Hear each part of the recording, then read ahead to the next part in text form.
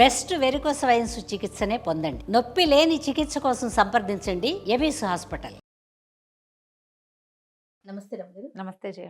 రమగారు, మాఘమాసం, ఈ మాసం యొక్క విశిష్టత ఏంటండి?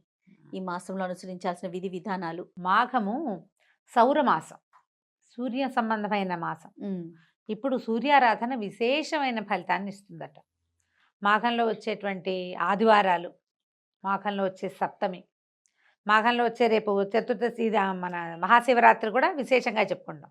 మాఘంలోనే భీష్మ ఏకాదశి వస్తుంది. పర్వదినాలు అత్యద్భుతమైనవి ఉన్నాయి. ఈ మాఘంలో ఏంటంటే కార్తీకంలో చేసినట్టుగానే మాఘంలో కూడా ఏమన్నా పొద్దున్నే స్నానం చేయాలి. కార్తీక స్నానం సూర్యోదయాత్ పూర్వం. అవును, ఇది సూర్యోదయం అవగానే చేయటం. మాఘమంతా మనం సూర్యుడి దర్శనం చేస్తే విశేషమైన ఆరోగ్యం లభిస్తుంది. మాఘ పురాణం కూడా చాలా బాగుంటుంది. మాఘ పురాణం బాగుంటుంది, చేసాం కదా. మాఘ పురాణం వినడం కూడా మంచి విశేషమైన ఫలితాన్ని ఇస్తుంది. ఇప్పుడు ఏంటంటే సూర్యుడు నిన్నటి నుంచి, మనం ఎప్పటి నుంచి, మకర సంక్రమణం నుంచి కొంచెం భూమికి దగ్గరగా వస్తాడు. దగ్గరగా రావటం, ఉత్తరం వైపుకి వాలి మనకి ఉదయించటము, తేజరిల్లటం, సౌరశక్తి పెరగటం మొదలు పెడుతుంది అనమాట. భూమికి కొంచెం దగ్గరగా వస్తాడు. ఇలాంటప్పుడు గనక మనం సూర్యారాధన చేస్తే ఆరోగ్యానికి మంచిది, ప్రకృతికి మేలు చేసే ఆరాధన ఏంటంటే సూర్యారాధన. సూర్యుడు ప్రత్యక్ష నారాయణ స్వరూపం కదా. ఇప్పుడు మనం మామూలుగా చెప్పుకుంటాం సృష్టి స్థితి లయకారకులు. సృష్టికారకుడు బ్రహ్మ, స్థితికారకుడు విష్ణువు, లయకారకుడు శివుడు. స్థితికారకుడు అంటే విష్ణువు ఏం చేస్తాడు, మనని కాచి కాపాడతాడు కదా. ఆ కాచి కాపాడే దాంట్లో మనకి ఆహారాన్ని ఇవ్వడము, ఆరోగ్యాన్ని ఇవ్వటం అనేది ఒక ప్రత్యేకమైన సెషన్ కదా, ఒక ప్రోగ్రామ్. ఆ ప్రోగ్రాంకి అధిపతి సూర్యుడు. సూర్యుడి వల్లే మనకి పంటలు పండుతాయి, సూర్యరశ్మి వల్లే ఆరోగ్యం, సూర్యుడి వల్లే మన రోజు, మన దినం గడుస్తుంది కదా. ఏ దినం, అనుదినము మనకి సూర్యుడు కనపడాల్సింది. ఏ రోజున సూర్యుడు లేడో ఆ రోజున చీకటిగా ఉంటుంది జీవితం. సూర్యుడు లేకపోతే పచ్చదనం లేదు. పచ్చదనం లేకపోతే పంట లేదు, పంట లేకపోతే తిండి లేదు, తిండి లేకపోతే మనిషి లేడు. ఇంకా సైకిల్ కదా ఇదంతా. సో ఇప్పుడు వచ్చేటువంటి సూర్యుడిని ఆరాధించడం చాలా విశేషమైంది. మాఘంలో ప్రత్యేకంగా మామూలుగా మనకు ఆదివారాలు, సప్తమి తిథులు సూర్యుడికి సంబంధించినవి. రవివారం అంటాం ఆదివారం కదా, సండే. సండే కాబట్టి ఈ ఆదివారం నాడు, మామూలు ఆదివారాలు ఎట్లా చేసుకుంటాం మనం, మామూలు అది మన ఆట విడుపుగా ఉంటుంది. మాఘ ఆదివారాలు పర్వదినాలు. ఈ మాఘపు ఆదివారం రోజున తప్పకుండా సూర్యుడిని నమస్కరించటము విశేషంగా, తర్వాత సూర్యుడి కోసం పాలు పొంగించటము, సూర్యుడికి సంబంధించిన స్తోత్రాలు చదువుకోవటం. ఆ రోజు నియమం ఏం చెప్తారంటే స్త్రీ తైల మధు మాంసాన్ని వర్జయేతని. బ్రహ్మచర్యం చేయాలి, తైలం మానేయాలి, నూనె మానేసి నేతితోటి వంట చేసుకోవాలి. మధువు మాంసము కూడా పనికిరావు. ఏదైనా తాగటం కానీ మాంసాహారం కానీ నిషేధించబడింది. సంవత్సరం అంతా మీరు నిషేధంలో ఉన్నా లేకపోయినా కనీసం ఈ మాఘమాసంలో ఉన్న 4 ఆదివారాలని క్యాలెండర్లో టిక్ చేసుకుని ఆ 4 days అయినా మానేయచ్చు. అంటే మానేయండి అంటే ఎలా ఉంటుంది, ఆజ్ఞగా ఉంటుంది.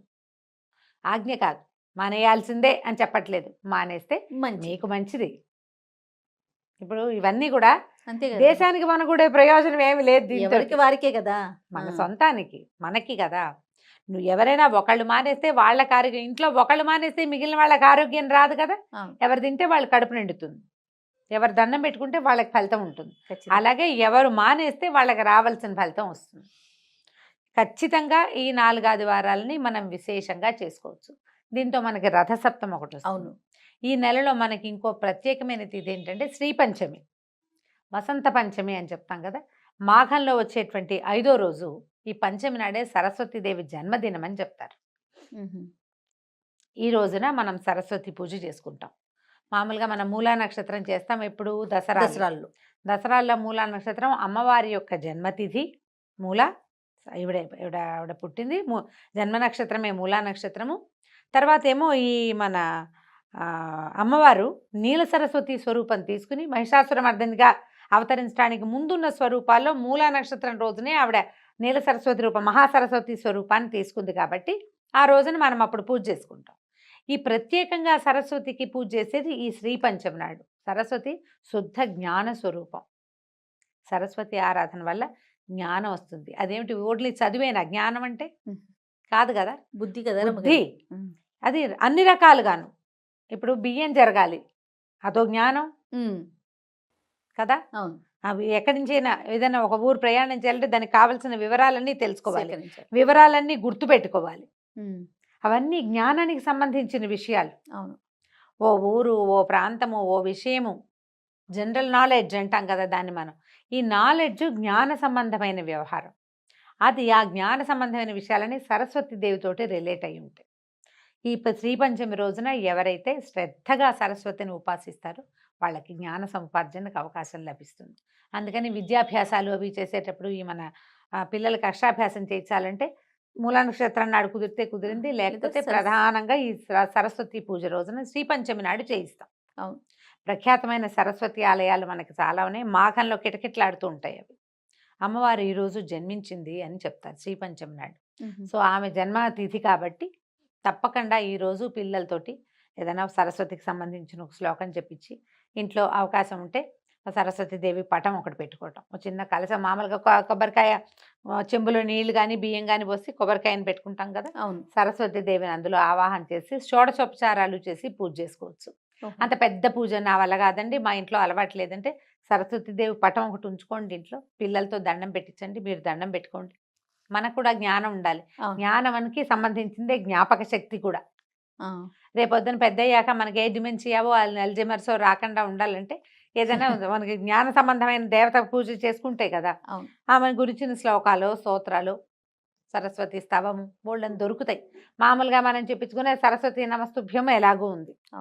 ఏదైనా ఒకటి చక్కగా చదువుకుని అమ్మవారికి ఒక దండం పెట్టుకోవటం, శ్రీకారాలు పుస్తకాల్లో శ్రీకారం రాసుకోవటం, ఆ రోజు ఖచ్చితంగా పిల్లల్ని కాసేపు చదివించటం, తప్పకుండా ఏదైనా దేవాలయానికి తీసుకెళ్ళటం. సరస్వతి ఆలయానికి వెళ్ళగలిగితే జనం అంతా అక్కడికే చేరుతారు. మనం ఇంట్లోనే ఓం ఓం అని పూజ చేసుకున్నా సరిపోతుంది. ఈ మాఘంలో చేసేటువంటి ఈ ప్రత్యేక సరస్వతి పూజ కూడా మనకి విశేషమైన ఫలితాన్ని ఇస్తుంది. ట్రై చేసి చూడటమే. ఇప్పుడు ఒక పూజ చేస్తాం, పూజ చేయగానే సడన్గా ఎక్కడి నుంచి ఒక పుస్తకం రాలిపడి మన నెత్తిలోకి ఎక్కిపోదు. అవును, నిదానంగా కదా, నిదానంగా వెళ్తుంది. జ్ఞాన సముపార్జనకి అవకాశం లభించే రోజు కాబట్టి ఈ రోజున మనం ఏదైనా కొత్త పుస్తకం చదవటం మొదలు పెట్టడం, కొత్త శాస్త్రం మొదలు పెట్టుకోవటం, సబ్జెక్టు కొత్తది, ఈ రోజునే మనం ట్యూషన్స్ కానీ ఎక్కడికైనా పంపించదలుచుకున్నాం అనుకో, సంగీతం పాఠానికి, నాట్యం డ్యాన్స్ క్లాసులకి ఫస్ట్ స్టార్ట్ చేస్తాం. అది ముహూర్తానికి ఇంకా వాళ్ళ నక్షత్రము అవి చూసుకోకర్లా. శ్రీ పంచమి నాడు కొత్త పాఠం మొదలు పెట్టేసుకోవచ్చు. శాస్త్ర విద్య ఏదైనా లాంగ్వేజ్ నేర్చుకోదలుచుకున్న వాళ్ళు కూడా ఈ రోజున ఇక ముహూర్త నియమం లేకుండా చేసేసుకోవచ్చు. మాఘమాసం ప్రధానంగా సూర్యుడు. ఈ నెల రోజులు సూర్యోదయం అవగానే సూర్యుడిని చూసే ప్రయత్నం చేయండి మీరు.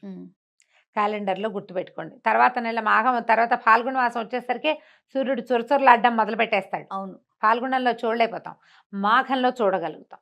సన్ గేజింగ్ అని ఒక ప్రత్యేకమైన ప్రక్రియ ఉంది. ఇదేంటంటే సూర్యోదయం కాగానే గడ్డిలో కానీ మట్టిలో కానీ నిలబడి సూర్యుడిని అలాగే చూడడం. ఓహో, ఆ ఉదయ బింబాన్ని చూడాలి. ఎండకే చూడలేపు, కళ్ళు పోతాయి. ఉదయ బింబమే ఎంత మంచిదో కంటికి ఒంటికి కూడా. చాలా సమస్యలు తీరుతాయట. అంతసేపు చూడకపోయినా సూర్యుడికి లేచి స్నానం చేసేసి దండం పెట్టుకోవాలి. ఆ ప్రయత్నం చేయండి, కుదిరిన వాళ్ళు చేయండి. అంతే. పిల్లలు పొద్దున్నే లేచి చదువుకునే పిల్లలు ఉంటే వాళ్ళతోటి సూర్యబింబానికి ఒక నమస్కారం చేయించండి. ఆ సూర్యకిరణాన్ని ఆస్వాదిస్తే మీకు ఏంటంటే స్కిన్ ప్రాబ్లమ్స్ తగ్గిపోతాయి, బ్రెయిన్ షార్ప్ అవుతుంది. అసలు ఆరోగ్యం భాస్కరాది ఇచ్చేదన్నారు.